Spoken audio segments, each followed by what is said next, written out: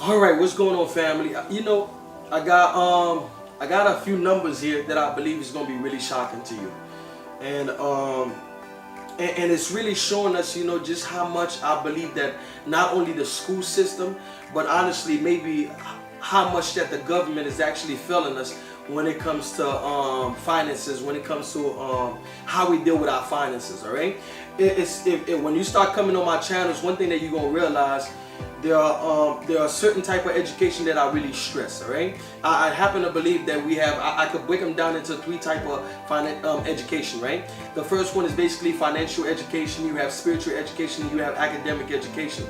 Now, no doubt about it, we all pretty much familiar with academic education. But some of us are familiar with spiritual education to some extent, and some of us are not.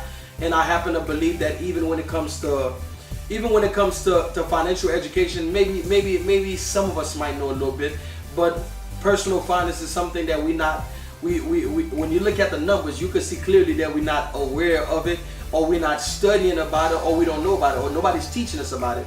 If we're not learning it in the school, and our parents might not even have that information to be able to share with us, then we're basically left to basically be a victim and a prey to the banks and the people that know that information but yet don't want to share with us because they take advantage of us because we don't know. All right, so the numbers that I'm getting ready to show to you is going to be shocking to some of you, but some of you is probably going to feel like, okay, well, guess what, I happen to fall under that, under those numbers. I happen to fall under those statistics. All right, the first one is this: 44% of Americans don't have enough cash to cover $400 of an emergency. All right, so if you have a $400 emergency, 44%. Now, when we say 44%, what we really mean is that if two of us are standing here, if three of us are standing here, at least one or two of us is in this dilemma right now. And first of all, I want you to understand that we're not sharing this information. I'm not sharing this information to you because I'm trying to bring anybody down, or because I'm trying to make anybody feel bad about their situation. Really, this whole channel is really about me serving you, me finding the information that I need to find so I can give you information that is going to be of help to you when it comes to your finances, when it comes to your outlook spiritually, when it comes to different things that you might be dealing with, and how we can find solution to help you out.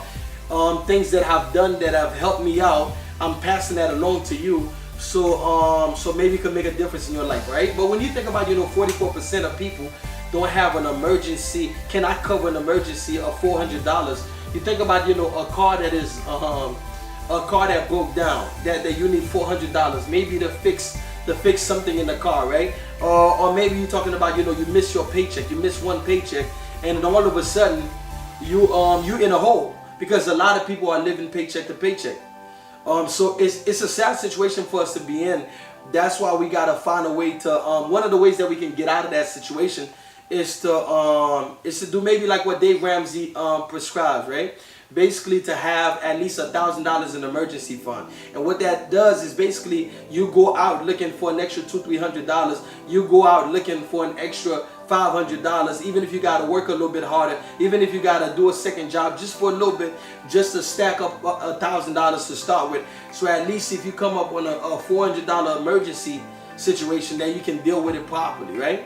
And why is that so important? It's important because especially if you're a parent and you have kids, and you want to make sure that you have something set to the side, something that you're not touching, only in the case of an emergency that you could get access to it, so you don't get yourself deeply in debt. Because for somebody that cannot handle a $400 emergency, obviously, if you can't do that, then it's either you're going to use your credit card, or it's either you're going to have to borrow it from somebody else, or you're going to find yourself in a situation where you got to lose your house, or you got to lose you can't put food on the table, you can't do what you need to do, the necessary things that you're supposed to have. You don't have them because you don't have the money. Now, the next thing I want to talk to you about is it says that 43% of student loan borrowers are not making any payments.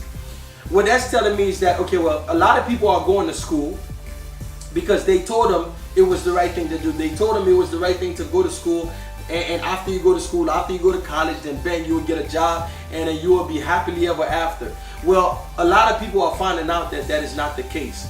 As a matter of fact, you got so many people that's coming out of college, whatever they went to school for, they either can't get a job in it, or they don't even want to do it anymore, so they find themselves working a job that's not able to pay for the loans that they got, right? So you figure somebody probably got at least $33,000, $45,000, $60,000, $100,000 worth of student loans. Almost basically feel like you have a mortgage before you even try to get your mortgage, and you find yourself in a situation where you're not making enough money to make ends meet, and at the same time try to take care of that debt. And the problem with student loan is that that's the money that's not going away. That's the money that the government basically have access to your bank account. They can snatch your money out of your bank account. They can snatch your money from your paycheck before you even get it. You cannot claim bankruptcy and get out of that situation. So that's the money that we're going to have to pay one way or another. But it's just sad that, you know, for us to be talking about, you know, 43% of student loan borrowers. I'm not talking about the people that's making payment. 43% of them are not even making payments at all.